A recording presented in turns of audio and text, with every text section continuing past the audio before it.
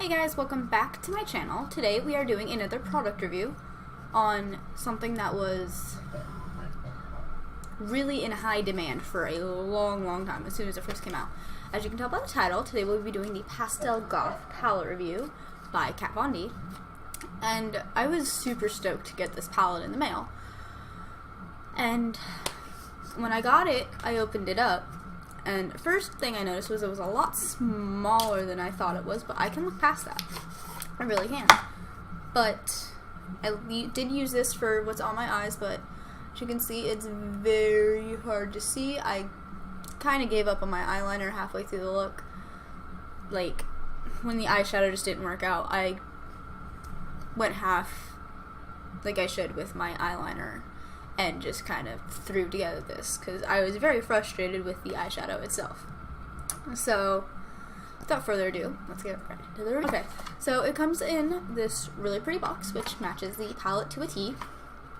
Now, I've heard a lot of mixed reviews on this palette. Some love it, some hate it, some are very in between, and I'd put myself in the in between category because yes, I can see how it's pastels. People were very mad saying this wasn't really pastels, that it was more just light colors and that it didn't match Pastel Goth. Now, I don't identify in the Pastel Goth, the Goth, or the pastel alternative aesthetic, I guess it's called. I'm not sure. I'm not trying to be rude. I honestly don't know. I just, whatever you want to call me. But in my opinion, it is pastels. I have family who work with art, I have friends who work with art, and I have seen pastel colors very much like this in both paints and chalks. But to me, yes, they are pastel, but they're not very good. Now, we'll go to the box, and there you go. That's what it looks like. Very nice, very pretty. I love the design. I love the font on the front. I love the colors. I love everything about it. Now, it says Pastel Goth eyeshadow palette. Your soul may be dark, but that doesn't mean your makeup should be. Rock your soft side with this palette of 8 high pigment matte eyeshadows. Well, they're of matte, kind of, but they're definitely not high pigment. They're very chalky, very flaky, as you can tell from, I'm just looking in the monitor over here to make sure you can kind of see it. It's just, it didn't blend very well. None of the colors wanted to go together. It took a lot to even get it in my crease to show up. You know, it was very hard to work with any of these colors except Skull. You do you. But I don't know, man. I was just extremely disappointed with this palette because I was looking forward to it. It had such a huge hype over it, but it didn't hit the nail on the head. You know, Kat Von D has some amazing products out. I am not bashing Kat Von D whatsoever. She has some amazing products out, amazing makeup line. I love her. I love the tattoo liner. I love her concealers. I love her setting powder. Kat Von D has some amazing things, but I feel like with every product, you're going to have a couple that flop. And for Kat, I think this was one of the flops. Now, we are going to do some swatches. You will get to see what they look like. I did try some earlier, but now that they have rubbed off, so I will just go over them. If you see swatches on this arm, excuse them. They are not this palette.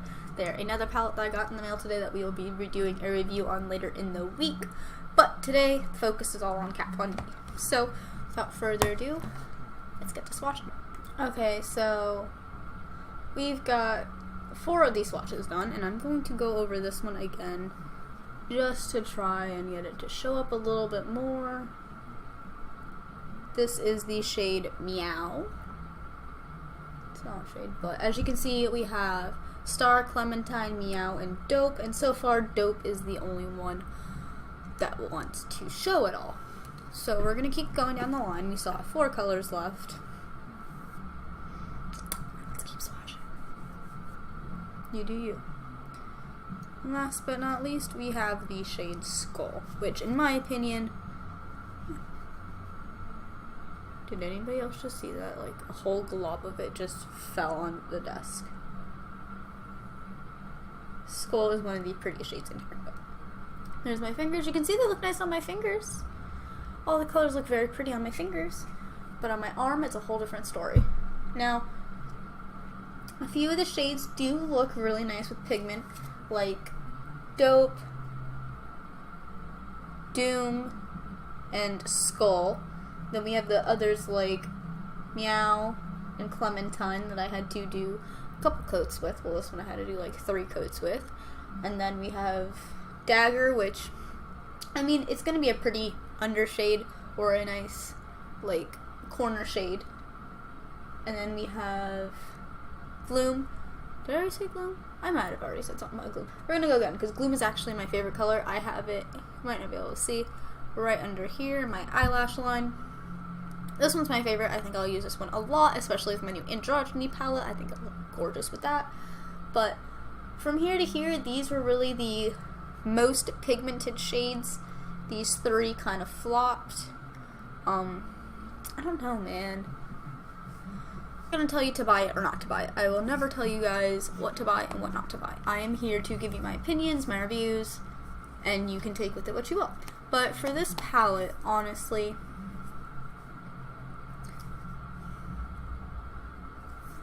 if the only shades you like are the dark purple, the blue, the green, the gray, and the white, if those are the only ones you like out of this whole palette, that's what you got it for, then go for it. I mean, no harm, no foul, because I used these 5, well, I used all of these in today's look. These 2 were my transition shade. This was in the crease. This was on my eyelid. This was on my under eyelash. This was in the corner. And this was in the inner corner. And I also put this on my waterline right above Gloom. Now, you can tell from my eyes, I mean, I'm in no way a professional. I am just going with what tutorials tell me to do. So, I don't have a lot of skill, so who knows, I could have just used this wrong. But the way it looks on me, I personally don't like it, but you know, I might use a couple of these colors with other looks. You know, they might be nice little soft, subtle transition colors with bigger, bolder looks, you know. It may come in handy, you never know. But these are the swatches on my arm. Now, I am a little bit tan, so they are pastel colors, so they might not show up as well on me as they will someone a bit paler.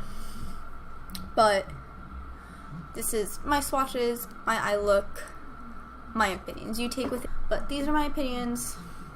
Completely unbiased opinions. I just received this in the mail today because I ordered it from all the hype and I wanted to see if it was worth it, and I spent $45 on this, which wasn't bad considering most people want like 50 to 60 because it was limited edition and it is hard to get your hands on now. I'll be keeping this just because it is beautiful. It will be a nice little piece to just keep on my makeup vanity, and it'll be there if I ever need the colors for another look, or if I ever decide to come back to it and try and make another look with it. But for the time being, I believe this is just going to go in my drawer for now. Do I regret buying it? No, not at all. Am I disappointed in what it was? Yes, very. I just thought it was going to be a little bit more bang for your buck considering how expensive it was and the hype that was put around it. But, you know, not every palette's going to be perfect. So, those were my opinions, my thoughts. If you liked what you see, be sure to hit that subscribe button and show this video some love by hitting that like button. And I will see you in the next product review.